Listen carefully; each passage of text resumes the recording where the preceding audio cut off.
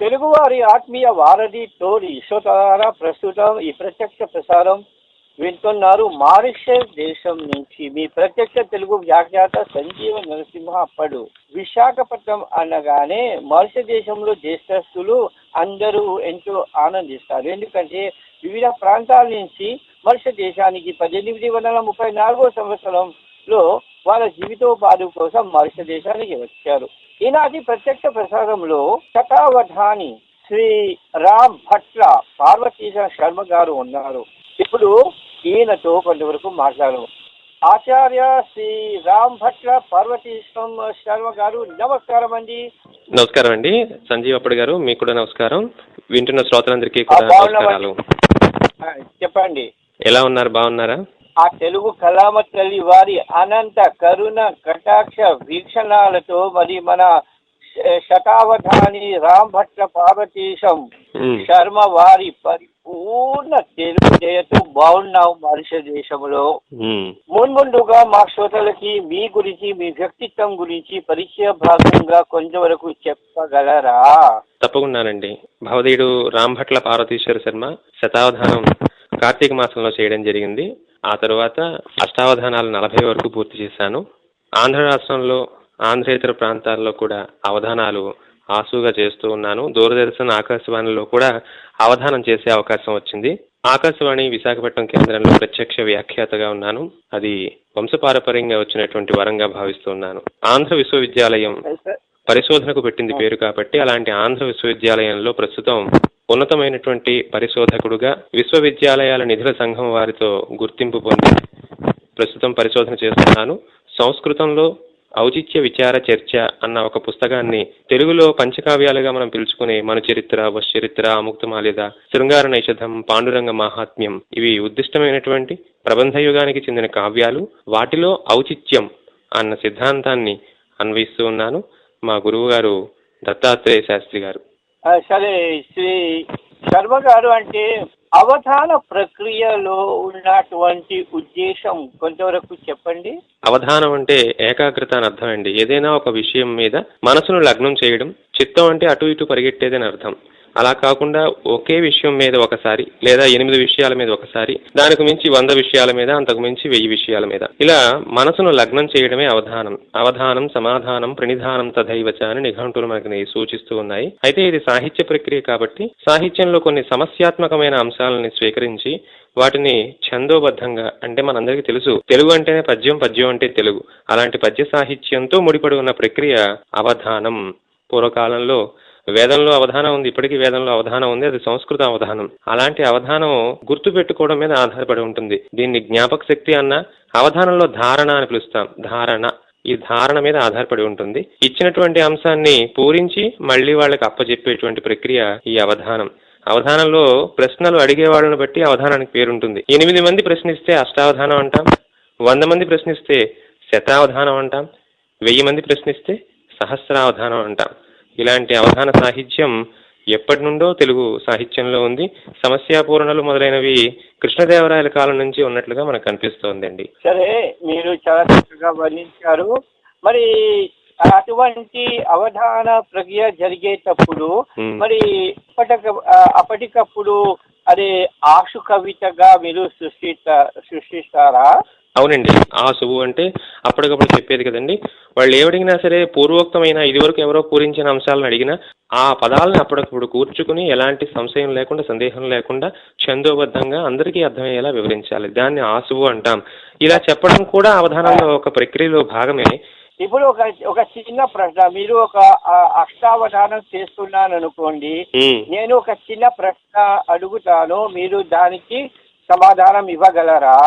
అడగండి, దానికే ఉంది. మారిషస్ దేశం మరీచ మహర్షి పుణ్యభూమి అంటారు. ఈ మరీచ మహర్షి పుణ్యభూమి, సంజీవ, తెలుగు భాష, ఈ మూడు పదాలతో మీరు వర్ణించండి ఆశు కవితగా. పుణ్యమూర్తి మారీచమూర్తి వరుడు, పుణ్యమూర్తియ మారీచమూర్తి వరుడు, తెలుగు వారికి అమృతమై, తెలుగు వారికి అమృతమై తేజరిల్లే చూడ సంజీవ అప్పడు వేడుకమరా వేడుకమరా తెలుగు భాషకు అది అయినల్ల వెలుగులీను తెలుగు భాషకు నల్ల వెలుగులీను అని చెప్పుకోవచ్చు.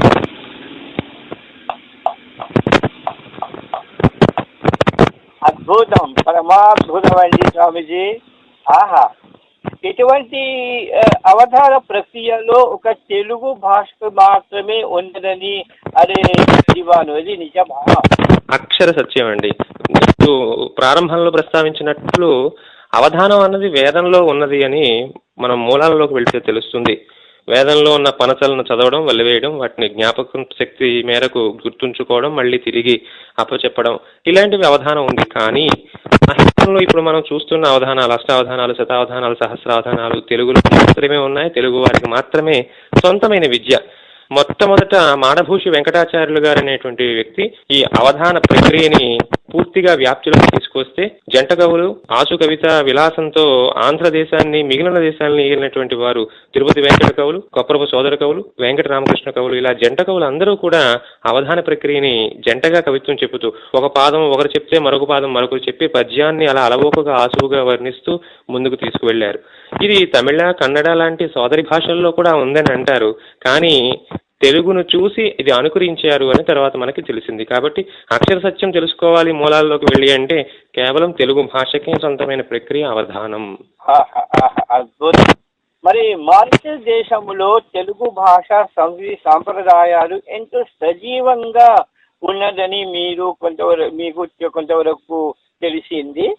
మరి మీ స్పందన చెప్పండి. మారిషస్ లో దేశస్థులు మీరు ఇందాక చెప్పినట్లుగా ఎప్పుడో పూర్వీకుల కాలం నుండి వంశపారంపర్యంగా వలస వచ్చి అక్కడ ఉన్నప్పటికీ కూడా వారసత్వపు సంపదని పూర్తిగా ఒక చోట నుండి మరొక చోటకి వెళ్ళిపోనివ్వకుండా అది జాతికి అంకితమయ్యేటట్లుగా వాళ్ళ రక్తంలో జీర్ణించుకుని ఇప్పటికీ కూడా ఒకవైపు సంస్కృతి, మరొక వైపు నాగరికత, మరొక వైపు వారసత్వం, ఈ మూడింటిని కూడా పుంజుకుని వాళ్ళు తప్పనిసరిగా పాటిస్తున్నారు అన్నది అక్షర సత్యం. మనం ఈ రోజు చూస్తున్న అంతర్జాలంలో ఎక్కడ చూస్తున్నా సరే, లేకపోతే ఏదైనా సరే ఒక దేశం నుండి మరొక దేశానికి వెళ్ళి అక్కడ జరుగుతున్నటువంటి వేడుకల్ని వాళ్ళు ఆస్వాదిస్తూ తెలుగుతనాన్ని అక్కడ వాళ్ళు ప్రకటిస్తూ ఉన్న చోటున ప్రకటిస్తూ మాతృభూమిలో ప్రకటిస్తూ ఏ దేశం ఎగినా ఎందుకు కాలిడినా అన్నట్టు తప్పనిసరిగా ఇది ఉందండి. మారిషస్ లో అద్భుతంగా తెలుగుని అనుకరించడమే కాకుండా ఆచరిస్తున్నారు అన్నది నేను స్పష్టంగా చెప్పగలను. సరే, ధన్యవాదాలండి. మారిషస్ దేశం నుంచి ఈ కార్యక్రమం ప్రత్యక్ష ప్రసారం నడుస్తున్నది.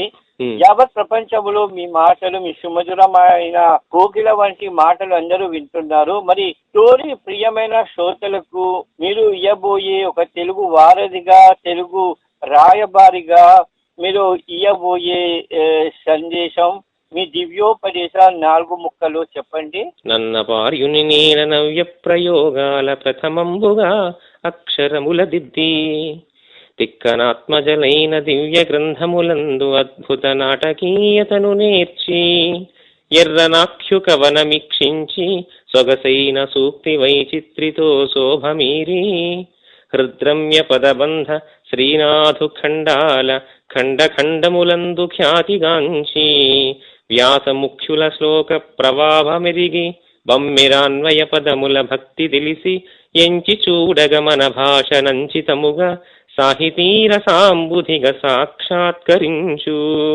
ఎక్కడికి వెళ్ళినా, ఖండాంతరాలకు వెళ్ళినా సరే విరాజిల్లే భాష మన తెలుగు భాష.